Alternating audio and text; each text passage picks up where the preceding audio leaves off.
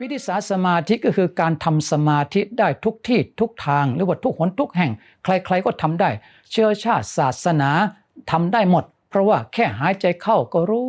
ออกก็รู้หลับตาหายใจเข้าก็รู้ออกก็รู้ทำครั้งละ5นาทีเช้า5นาทีกลางวัน5นาทีเย็น5นาทีทำให้มันเกิดพลังอันยิ่งใหญ่กระจายไปทั่วประเทศหรือกระจายไปทั่วโลกขอเชิญชวนทุกท่าน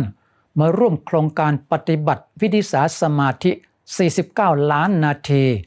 ในวันที่1มิถุนายนเวลา 9 โมงเช้าที่วัดธรรมมงคลหรือท่านทั้งหลายจะชมทางออนไลน์ก็ได้การร่วมโครงการนี้ถือว่าเป็นการสร้างประวัติศาสตร์ในชีวิตน้อมถวายเป็นพระราชกุศลการทำอย่างนี้ถือว่าเป็นการสร้างมหากุศลอันยิ่งใหญ่เป็นประวัติศาสตร์แก่ชีวิตของท่านเอง